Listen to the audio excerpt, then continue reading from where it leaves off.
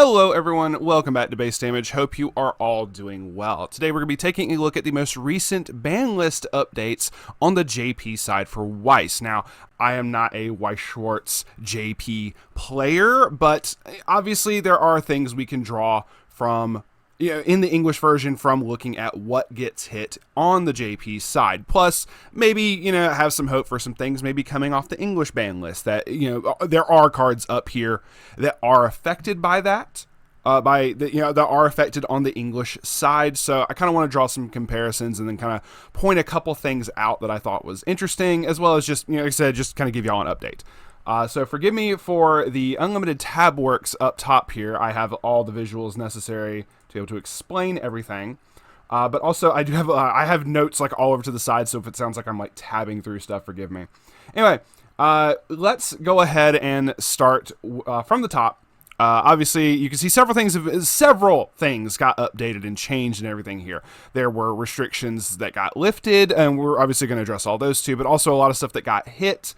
There are notes that I have for some of the JP cards that I don't know what their effects are off the top of my head, so I had to have notes to the side. Basically, I have the simulator pulled up to the side, and I can look up all the translations that way. But the first thing we're going to start with is Bang Dream. Now, the particular card that got unrestricted from banned to one copy, we do not have in English at all. But there is another card that we do have in English. Like I said, we'll get to it. The first card is this particular Kasumi promo. Now, this Kasumi promo has a very interesting synergy with stuff we do have in English, and because it got banned, we just never got it in English. So that's whatever, but reason for the banning to begin with was on play, you could pitch to both add one copy of this particular Happy Christmas Kasumi and this particular Something in the Warehouse event, which there are two different arts for it. Just wanted to point that out. And you could add those to hand, and you just be able to outright get those was just kind of crazy. So they're like, yeah, we banned it, never got it in English. Maybe now that it is brought back to one copy, there'll probably be some weird like Bang Dream anniversary collection thing. Maybe we'll get a copy of it or something. I doubt it, but anyway, I can't see that happening. But the Happy Christmas Kasumi is still like $40 a pop right now. So I mean, I don't even know if it does. The things will shoot up like crazy. So that's the first hit, and like I said, it grabs these two particular cards. I just want to show off the cards that it did affect, that it did work with and everything. But you can now run one copy of that in JP. Congrats to the JP players. Next is Michelle Stickers event. Now, this is a very interesting ban, quote unquote. I say ban in quotations because it like over here, it looks like it just straight up says banned, but obviously I can't zoom in but so much, but there is a little bit of subtext to this. Now, the reason this got banned to begin with is because of another particular layer promo that came out that has some really good synergy with it that basically made it so you could loot this. I'm not going to go over the entire effect right now, but just know that Shizukats had posted up a video showcasing just what it can do and being able to work through, like just put all of these into memory and loop it with the layer promo and some other cards as well. Like I said, it was mainly these two, but the layer is what enabled it. But instead of outright like banning the layer or outright doing a pick one of two, because let's be real, there's already several things on a choice restriction for Bang Dream. And I can only assume they just didn't want to add more choice restriction stuff, so they just added the one card and they decided to add a little stipulation to it. Now, obviously, I don't read Japanese, but over to the side on my notes, it says the Michelle sticker is legal for decks that only use Hello Happy World characters, which is what it, initially is supposed to work with. You had to have a Hello Happy World to be able to play it to begin with. And it's just really crazy to me that that's the ban. It's banned, but not in a Hello Happy World deck, which I guess I don't know. On the JP side, I definitely don't know if it was on the English side. I don't know if on the JP side, if they were using the Michelle stickers a whole bunch for Hello Happy World. I just don't know. Maybe someone can tell me down in the comment section if it was still used a lot, if it was something pivotal to a Hello Happy World deck. But it's just really weird to be like, yeah, you can, if you have a mono Hello Happy World, you can still run this. But if you don't, it's completely and totally banned. So That's just a weird little hit in my mind. But, you know, to each their own. Instead of just adding it to a choice restriction, they're like, yeah, let's just go ahead and add a more confusing stipulation that totally isn't going to cause problems. Anyway, moving on, we have past the layer promo. We do have some unrestricts, actually, funny enough, from Quince. Used to, there were quite a few hits. Let me find it. Up here in the top left corner, there's several hits, and most of them, as you can see, are Nino. Obviously, there's a little Ichika Brainstormer chilling in there. But even on the English side, there are several things up here that we are affected by. We do have several of these on a pick restriction list, as well as the limit of the 2. So the interesting thing for this is the fact of these 2 particular cards got removed. It is the Important Charm event, and this one in particular is a neg 3 soul on a target, just counter event, and you can do that. So this is completely off that list, and this particular level 0 Nino basically on play had 2 different on play effects to be able to discard, to both draw as well as to be able to salvage back particular characters, just depending on what you reveal. So it is very interesting for that, because you could get a lot of really good recursion cards, but obviously a lot of those recursion cards being like the Foolish Burial and stuff like that, you couldn't, loop those in that regard because they're on the choice restriction. But now that that's off, maybe some Nino action will come back up. Who knows? But that is the only hits for Quince. The unrestricted for Hololive was the Kanata 2-1 field swap character. And this was this played a big role in the 8 standby build. And as you can see over here, we do have, once again, just as many hits over on Hololive as we do for Quince and several other sets up here. Honestly, probably the most number of hits. Actually, no, it's kind of competing with Overlord here as well. But Overlord also got some unrestricts as well. We'll get to that in a second here. So it was a pick 1 of 5 before, but now it is a pick 1 of 4. Because the Kanata has just completely been taken off of it. No subtext, no notes for that one, just completely taken off. Very nice there. So this was not hit on the English side, but, and this is a big but, there were talks of, because of how many cards were slowly getting hit from the 8 standby list on the English side, me, myself, and I were concerned that this was going to be one of the cards that eventually got hit. But maybe now that it's not on a choice restriction, maybe it's just not going to get touched at all. Who knows? We will have to see, because the Polka just got added recently on English. But this got completely taken off. Moving on to the Overlord stuff. So before, there were several interesting things up here. For Overlord. Before, it was part of a pick, like a choice restriction, and these 2 particular cards have just been outright taken off. The level 3, which obviously has a different restriction in in English, but the level 3 combo and the level 1 Vampire Bride draw package. Basically, you would take a particular Vampire Bride from Waiting Room, deal it to yourself as damage, and draw a card. These are just completely taken off the JP side. Instead, they added several cards, and I realize my head is covering up the albedo, so we will cover these really quickly. These are the tap counters. These are 2 different artworks. It's the same exact card, just 2 different releases, so they have different codes. But it is basically, both of these are the same card. They are just a particular rest counter. And now I'm going to pick my happy little self up and move over here to get out of the way of albedo. So this is where I do have to consult my notes. So this is a pick 1 of 4 restriction with these, and I do need to pull up the simulator really quickly, and that is going to be the the 2/2 Eins right here. I'm just going to go through each of these because we do not have these as of right now, I do not believe, in English. Let me double check real quick. Okay, so I had to double check. I keep confusing the extra booster that we got for Overlord not too long ago with a premium booster that we do not have in English. So the premium booster, these are both cards from it, and we do not have this in English just yet. I had to double check and make certain that I wasn't forgetting. The particular 2/2 Eins here. says if all of your characters are grotesque, race, or Nazaric characters, this gets the following 2 abilities, which during your turn gets 3k and has character encore in general. So really nice, can be an 11k.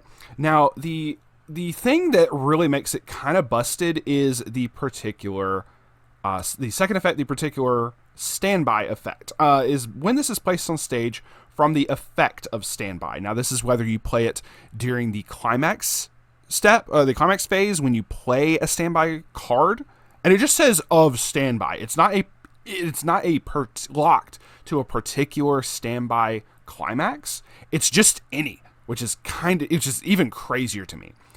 But so whether you summon it off of standby from playing a climax or when the climax gets triggered, you can activate this effect. If you have 2 or more other grotesque race Nazaric characters, look at up to 3 cards from the top of your deck, put them on top of your deck in any order.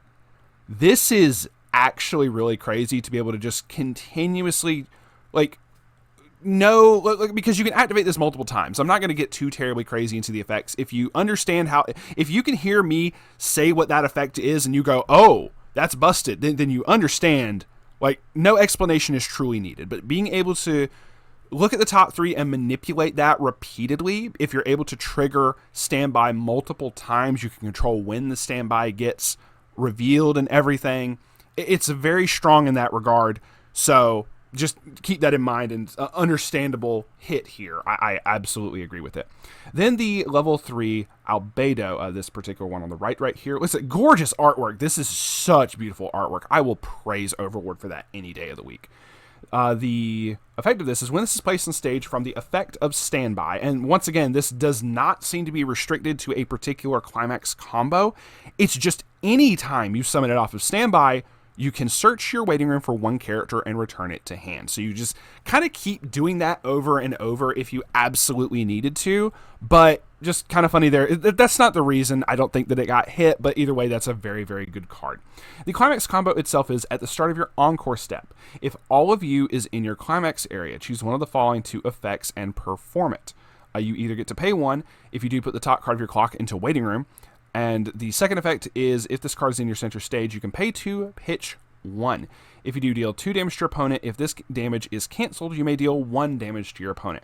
Now, from just understanding how these interactions work and everything, because it says at the start of your encore step, you don't have to have swung with these in order to get their effects. First off, you can, once again, being able to manipulate when you summon stuff off of standby. If you happen to have played the All To You climax, you can still heal off of just having the Albedo out, and then, or just summoning the Albedo. But then every time you would trigger another standby, you would summon this. You would, I said heal, didn't I? I'm sorry. You could salvage. I don't know why I said heal. Forgive me on that one. You can salvage back a character, but then you would also be able to heal off the climax combo or be able to burn just because they've been standbyed in during the same battle phase, because it's at the encore step. You don't have to have swung with them. You can still get your combo off and everything. Now, because you're also going, pay 2, pitch 1, you're paying out the standbys that you triggered. You're getting the discard cost because of the standby summoning effect lets you salvage back a character. So it's so free that it is just unreal. But yeah, just being able to immediately pay out the standbys, go, let me heal, let me burn, let me do whatever. It just became a very, I can see this being a very interesting loop that you can just do over and over and over again. It's just very strong. So yeah. The name of the game today is looping, apparently. So moving on to a couple other cards that I am not as familiar with because of the Gakuin item, Shinimas and Gakumas, basically from the Idolmaster and Gakuin Idolmaster as well. I am not familiar with these as much. These are obviously we have Idolmaster over in English, but we don't have these particular sets in English just yet, so they're all in JP to my knowledge. So Shinimas basically had a couple things up there. It's Shiny Colors. I couldn't remember what this was. All right, now that I'm back where I'm supposed to be, like I said, there's a bunch of different Idolmaster Shiny Colors cards up here to begin with. This was a choice 1 of 5 restriction list and a limit of 1 on another particular card. I'm realized now I'm covering up the other cards that are down below, but let's just not worry about that right now. So this particular one is from a trial deck. It's just like Important Charm. It's a neg 3 soul as well. You might as well say it's basically the same thing as this card, because it's a red level 2 3 cost counter event. It's literally the same exact card, which is just kind of crazy to me. It's just kind of funny. But moving on to the limits, this was a limit from no limits to 2 copies. Yeah. So limited 2. So I'm covering, there's a choice 1 of 2 restriction list and a limit of 2, because Gaku and Idolmaster just had not been hit prior to this. So this particular one is a Ivy Temari Tsukimura. Placed on stage from hand, you can heal 1. When this card attacks, if what are you doing is in your climax area, and you have 2 or more other music characters, the most common trait in this entire fucking game, deal 1 damage to your opponent and perform the following action. You may put the bottom X cards of your opponent's deck into the waiting room. If there's a climax amongst those cards, deal 1 damage to your opponent. X is equal to the number of music characters in your memory minus 1. So a whole lot of memory compression is what I'm understanding for this. And it's all free. There's no cost for this particular climax combo. It's so free, which is just kind of crazy here. So being able to just basically being able to tri-field this more than likely meant you just won the game. Like I said, we do not have this in English. This just gives me kind of the Oshinoko vibes, not exactly, but kind of similar. And it is just being able to go, just the ping ones over and over and over again. And obviously being able to memory compress is also going to be a huge thing, but then just being able to mill cards from your opponent's deck depending on how many music characters you have in memory is another thing entirely. Now, the last 2, the choice restriction does kind of play into that with the whole memory thing as well, because both the cards have effects that involve sending characters to memory, but more than likely you're just going to kind of loop them. It's kind of whatever. The level 1 yellow on the left here says you can play this from your hand without fulfilling color requirements. Already, whatever. During your turn, if you have a card in memory, this gains 500 power for each of your music characters. Cool, it can get to like vanilla levels. Now, the effect that matters. When this is placed on stage from hand, pay 1 if you do choose 1 cost 0 or lower music character from your waiting room. Put it on any position of your stage, and at the end of the turn, send that character to memory. Now, obviously, you could just do that, like, you can use this like every turn near about, if you're able to cast 1 from hand every single turn because you don't have to worry about color, you can constantly every single turn toss stuff into memory. So that matters, obviously, but if you don't, even if you don't end up doing that, you can still use the level 0 on the right here. Placed on stage from hand, gets a power buff, whatever. It has an act ability. So this is a cost 0 character that you can bring back. Put 1 card from hand in the waiting room and put this card into your waiting room, because you could just immediately sack it for this effect. Choose 1 character with Saki or Temari or Kotone in its card name in your waiting room, return it to your hand. If you have 5 or less cards in memory, choose 1 particular Saki, it's a specific name, Saki, I'm just not going to read out the whole thing, in your waiting room and put it into your memory. So because you can add Temari right here, the level 3, you could just add that with this level 0 and then still put something into memory afterwards. So not only are you able to do this, you're also just able to get your level 3 combo. So basically these hits just were completely and totally targeting this level 3 finisher to my understanding. Now, once again, I am not a JP player. Please do not be like, Cade, you don't know any of the interactions of these cards. Look, I don't play this. I don't play the deck. I don't play the set. I don't play JP. I'm just reporting to you and reading cards off to you. There you go. Have a great day. So if there's any other particular interactions or any other particular cards, maybe other stuff that wasn't hit on the particular list, maybe there's some other cards that I don't know of. Unlike with the Michelle stickers, obviously I knew about the layer and everything. I got told about the layer, so I wanted to show that off. Maybe there's another card that interacts with these that I don't know of. Feel free to comment that down below instead of being like, yo, Cade, you're an idiot. Anyway, but that's whatever. That's just what I wanted to point out today, was all the different little hits and, like I said, kind of explain particular cards that we don't have on the English side, but, you know, it could still impact stuff. Like, obviously, I don't know if we're ever going to get the other Idolmaster sets. Idolmaster never really did too well over here. I mean, obviously, there were certain cards that people still tried to get, but it's kind of a set that's kind of been lost to time, at least on the English side. So I don't know if that's going to matter.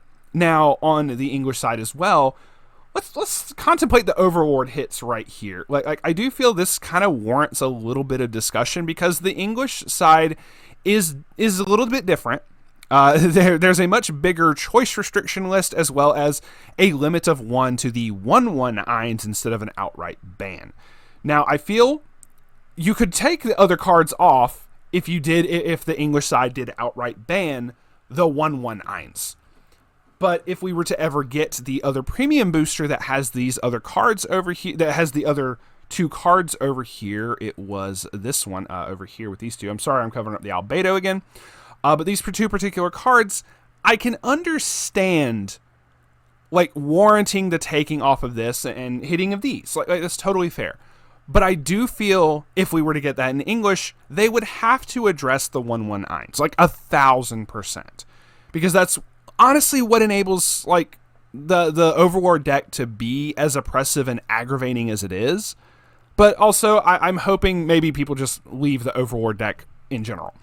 However, if they unban stuff on the English side without hitting it, it's going to come back in full force, and we're just going to see it like a lot. So, And like I said, obviously it's a different choice restriction list over on the English side, but like I said, you got to look towards the future. There is a saying in a Fate Grand Order where we have so many years ahead of time that we can see what is going to happen on the English side of FGO versus what's already happened on the JP side. And we call it Clairvoyance EX. Basically, being able to see into the future. Shout outs to the DBZ Abridged fans. But knowing, like, this is coming down, maybe this is coming down the pipeline eventually, we have to take that into consideration. So I hope that Bushi is also doing their due diligence with that as well. Maybe also this will influence, like, okay, maybe we won't get more hits on Hololive. Maybe stuff will get eventually taken off of the Quince restriction list. And I feel that's, like, could easily be changed on the English side as well right now, because I don't feel it's doing but so much. But that's me personally. It's what I would love to see Nina come back. I'm just saying. But also, I will be real. I don't think we're ever getting this in English. If we do, I will be so surprised, but I don't think we're ever getting this promo in English. I'm just throwing that out there right now. There's nothing else super crazy to discuss today, so I think we're going to end it on that. Shout outs, RIP Michelle Stickers. You will be sorely missed. I'm going to end on this Kasumi just because I played the deck and had the Happy Christmas Kasumis way back when, and I would have loved to have been able to had this card, but nope, never got it. So that is whatever. We're going to sign off here today. Thank you very much for watching. I do greatly appreciate it if you would like to stick around for more awesome Weiss Schwarz news and stuff like that, gameplay, all sorts of other videos. Feel free to like, comment, subscribe, all the cringy YouTuber shenanigans, and we will see you another day. Stay safe, and as always, stay based.